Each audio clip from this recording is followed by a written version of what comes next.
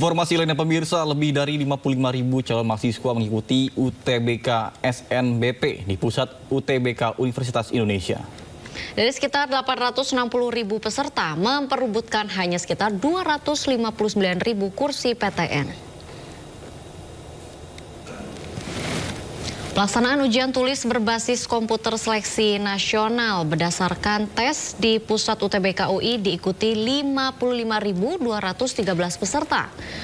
Peserta tersebar di kampus UI Depok, UI Salemba, Politeknik Negeri Jakarta, dan Polimedia. UTBK diselenggarakan di 74 pusat UTBK PTN dan SB Pusat Informasi Teknologi PTN. 9 lokasi di pulau terluar seperti Karimun, Mentawai, dan Natuna. UTBK berlangsung hingga 3 Mei. Pemerintah Provinsi Jakarta resmi menetapkan tarif pajak bahan bakar kendaraan bermotor atau PBBKB. Tarif PBBKB untuk kendaraan pribadi sebesar 5%, sementara untuk kendaraan umum 2%.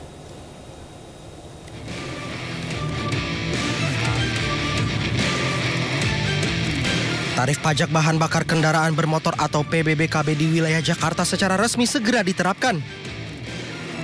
Dalam keterangannya, Pramono menjelaskan bahwa tarif PBBKB yang semula 10% dipangkas menjadi 5% untuk kendaraan pribadi dan 2% untuk kendaraan umum. Kebijakan itu akan dituangkan dalam peraturan gubernur dan akan disosialisasikan kepada masyarakat. Sehingga dengan demikian kemarin saya sudah memutuskan untuk Jakarta kami akan memberikan relaksasi ataupun kemudahan ataupun diskon yang dulu dipungut 10% menjadi 5% untuk kendaraan pribadi dan menjadi 2,5% atau 2% nanti di lapangan diputuskan untuk kendaraan umum. Sebelumnya penetapan tarif pajak BBM diatur langsung oleh Pertamina dan berlaku selama lebih dari 1 dekade. Namun dengan adanya Undang-Undang Nomor 1 Tahun 2022 tentang hubungan keuangan antara pemerintah pusat dan pemerintah daerah, gubernur memiliki diskresi untuk menentukan tarif PBBKB di daerah.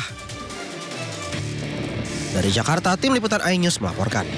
Metro Jakarta Selatan kembali melakukan pemeriksaan terhadap pelapor yaitu Mitra Dapur SPPG Kalibata, kasus dugaan penipuan dan penggelapan dana makan bergizi gratis atau MBG. Usai melakukan pemeriksaan 5 orang saksi, polisi kini tengah mendalami surat perjanjian antara yayasan dan Mitra Dapur.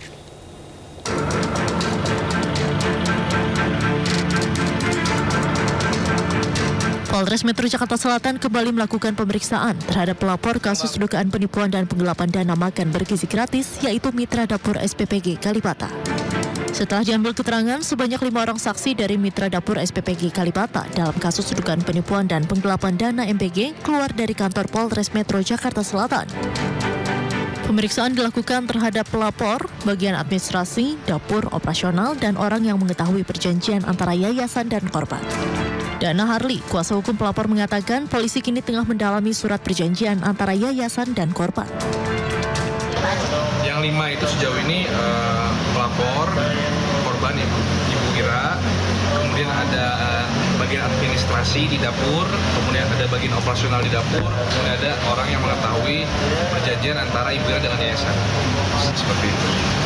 Jadi ini, dari pertama kontrak 15.000 dipotong 2.500 untuk yayasan. 2.500 untuk yayasan. Jadi kita terima 12.500. Namun di pertengahan jalan ada yang 13.000, ada yang 15.000 per porsi. Nah, yang 13.000 per porsi masih dipotong 2.500 juga. Jadi kita terima 10.500. Dugaan niat jahatnya ada di situ. Karena pada bulan Desember kemarin, pihak yayasan itu sebenarnya sudah mengetahui ada perbedaan, ada porsi 13.000, ada porsi 15.000. Namun di perjanjian itu semua 15.000 per porsi. Sebelumnya, salah satu mitra dapur program makan bergizi gratis di Jakarta harus berhenti produksi karena merugi miliaran rupiah. Mereka berhenti produksi karena pembayaran tertunda.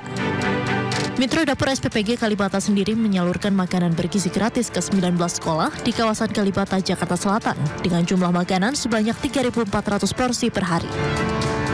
Oleh karena tak kunjung dibayar oleh yayasan meski dana untuk mitra dapur telah ditransfer Badan Gizi Nasional, mitra dapur SPPG Kalibata sempat berhenti beroperasi selama sepekan. Hingga akhirnya melaporkan kasus dugaan penipuan dan penggelapan ke Polres Metro Jakarta Selatan. Dari Jakarta, dan Helmi Sajangbati, iNews melaporkan. Pemirsa, Presiden Prabowo Subianto merespon tentang dugaan penggelapan dana makan bergizi gratis di Jakarta Selatan. Prabowo menjamin akan menyelesaikan masalah tersebut. Presiden Prabowo Subianto mengaku belum mendapatkan laporan terkait dengan masalah tersebut, namun dirinya menjamin untuk mengurus dan menyelesaikan masalah tersebut. Presiden juga menegaskan akan menjaga setiap rupiah uang rakyat agar tidak disalahgunakan.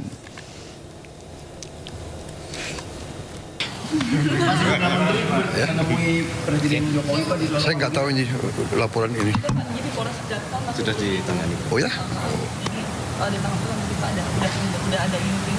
ya? Oh ya, belum. Pasti diurus. Setiap sen uang rakyat akan kita jaga. Ya.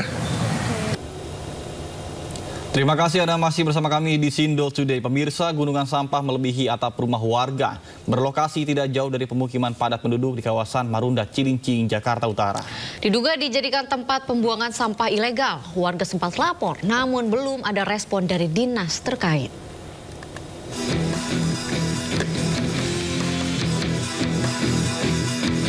Dari pantauan udara, hamparan sampah di lahan kosong kawasan Marunda, Cilincing, Jakarta Utara jelas terlihat. Tempat pembuangan akhir tersebut mulai menggunung, bahkan melebihi atap rumah warga. RT setempat yang mewakili warga mengeluhkan keberadaan TPS yang diduga ilegal tersebut lantaran polusi udara dari bau tak sedap sampah yang menumpuk sangat mengganggu, terlebih saat musim hujan.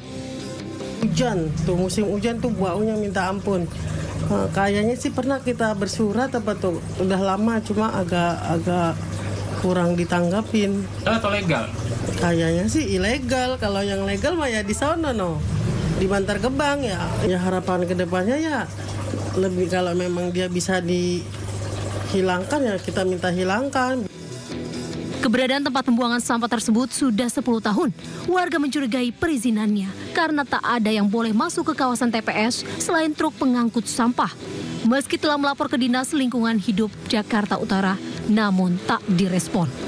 Dari Jakarta, Sofia Firdaus, iNews melaporkan. Ratusan orang melamar sebagai petugas penanganan prasarana dan sarana umum atau PPSU di Balai Kota Jakarta. Gubernur Pramono Anung memastikan perekrutan PPSU bersih dari pungutan liar maupun pengaruh orang dalam.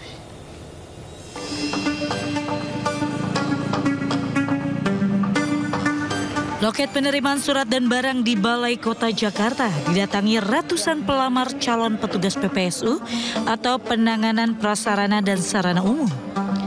Para pelamar datang membawa berkas lamaran lengkap yang diserahkan langsung ke meja-meja yang telah disiapkan. Pemerintah Provinsi Jakarta membuka 1.652 lowongan PPSU untuk tingkat kelurahan. Kalau kayak tahun ini di kelurahan nggak buka, langsung ke balai kotanya.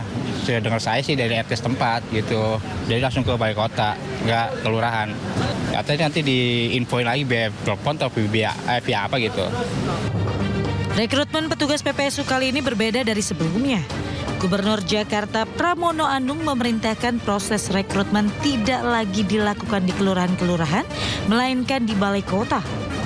Hal tersebut dilakukan untuk transparansi dan menghindari praktik pungutan liar maupun jalur orang dalam atau nepotisme. Bahwa rekrutmennya, pendaftarannya bisa di kelurahan. Tetapi keputusannya, karena saya ingin menghilangkan orang dalam dan transparansinya itu terjadi, maka keputusannya di tingkat wali kota yang dilaporkan kepada gubernur. Nantinya penetapan petugas PPSU juga harus dilaporkan dalam rapat yang dihadiri oleh gubernur dan wakil gubernur untuk memastikan keterbukaan. Pegawai PPSU bertugas menjaga kebersihan dan kenyamanan lingkungan Jakarta. Dari Jakarta, Wenda Nura, Leman, iNews melaporkan.